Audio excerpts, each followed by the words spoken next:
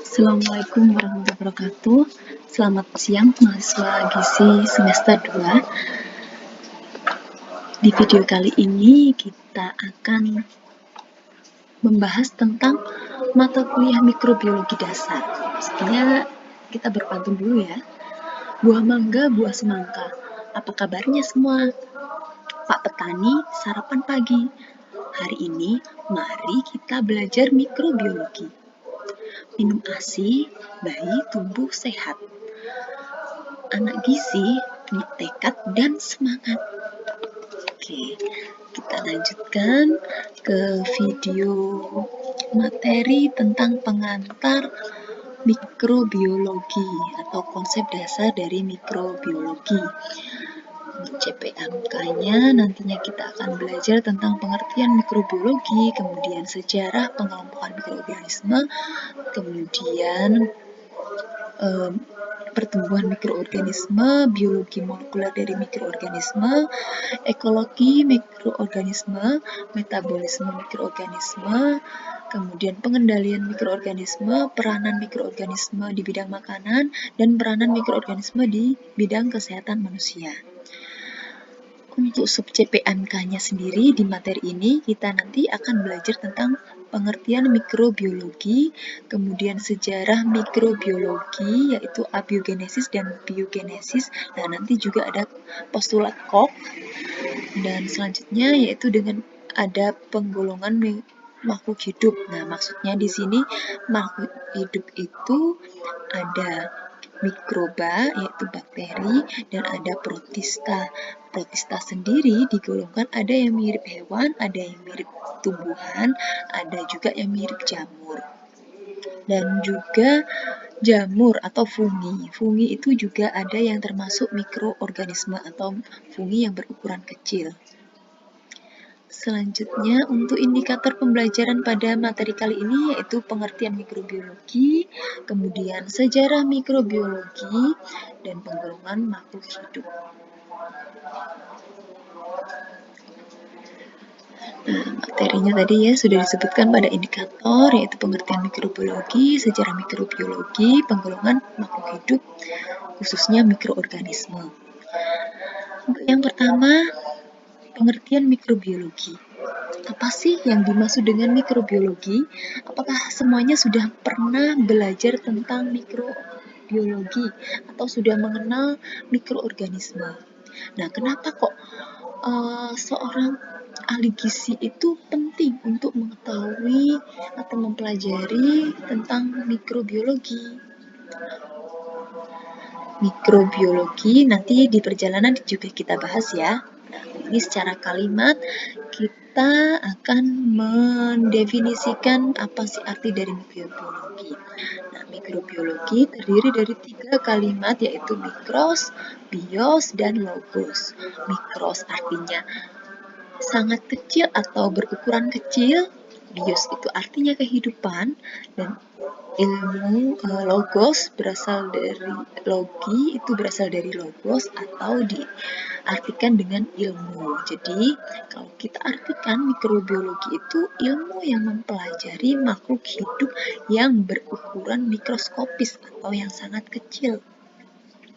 Nah, ini contohnya, ini dari pembiakan kultur murni bakteri, tapi di sini ternyata ada yang terkontaminasi oleh bakteri lain dan juga ada yang terkontaminasi dengan fungi, atau kalau fungi yang di sini bentuknya kapang. Kapang itu yang seperti kapas, ada serat-seratnya.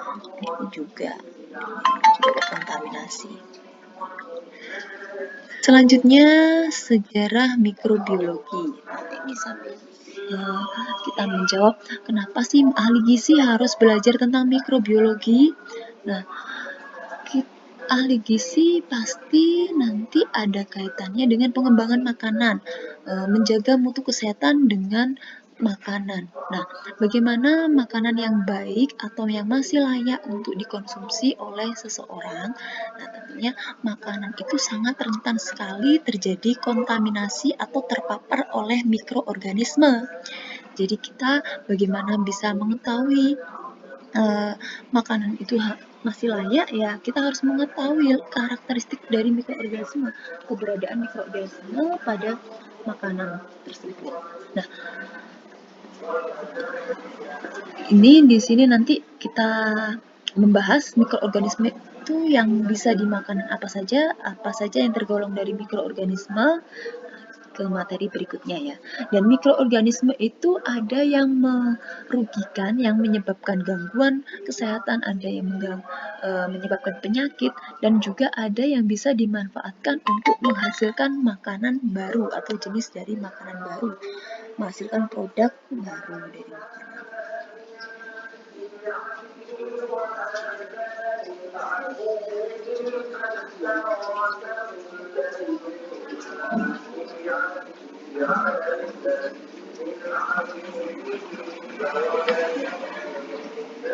Selanjutnya kita ke sejarah mikrobiologi ya. Adanya perkembangan ilmu mikrobiologi tidak lepas dari penemuan mikroskop. Jadi untuk yang pertama kali yang menemukan mikroskop yaitu Robert Hooke. Nah, di sini Robert Hooke melakukan pengamatan dengan irisan gabus. Nah, irisan gabus yang kemudian dilihat ternyata dari irisan gabus yang tipis itu terdapat bagian-bagian yang sama, yang dipisahkan oleh dinding, seperti dinding tipis itu ya.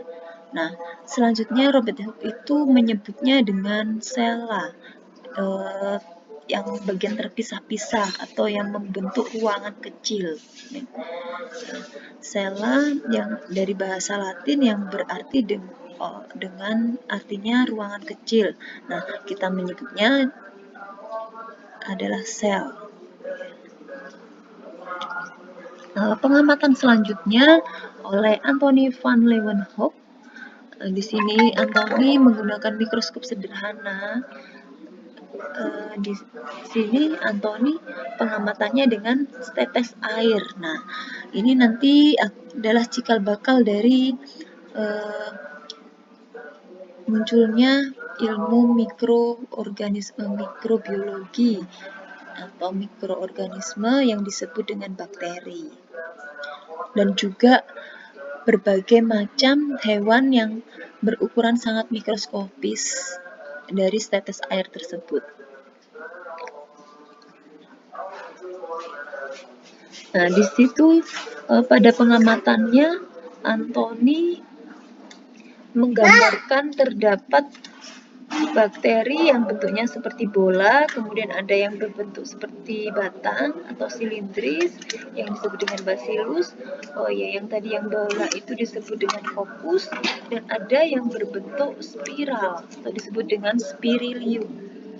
Nah, meskipun Anthony itu terjadi pada masa Anthony ini terjadi banyak perubahan dalam pengamatan mikroskopis, tapi sampai saat ini kita masih mengenal ketiga bentuk umum yang sama pada bakteri. Selanjutnya ada penemuan oleh Matthias Keleden dan Theodor Schwann. Nah, di sini keduanya merupakan ahli biologi, yang satunya ahli zoologi, Theodor Schwann, dengan pengamatan pada sel hewan, kemudian menjabarkan struktur dari sel hewan dan fungsi bagian-bagian tersebut, yaitu organel sel yang ada di dalamnya.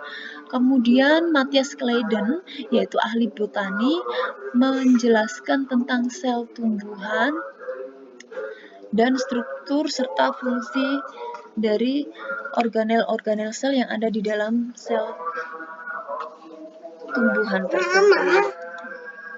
Kemudian ada Anthony van Leeuwenhoek yang tadi pengamatan dengan setetes air. Di situ dia menemukan teori tentang animal cool, yaitu dari setetes air dapat hewan-hewan yang kecil.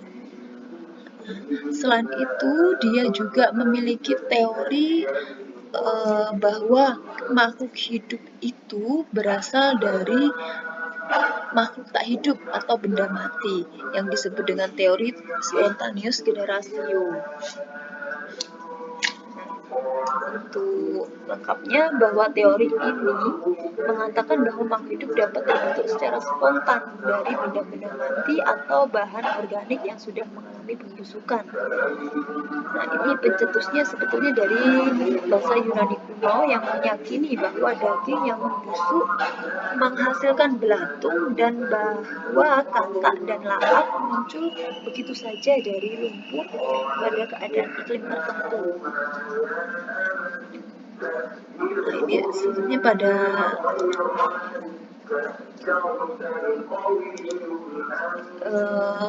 pengamatan di tahun 1749 ada John Needham, yaitu melalui percobaannya pada daging yang dimasak tetap ada mikroorganismenya. Jadi setelah awal percobaan, sehingga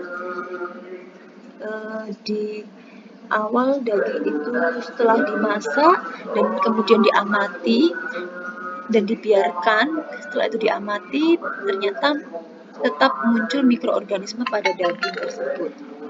Nah, selanjutnya ada Francisco Redi. Kita update dulu ya.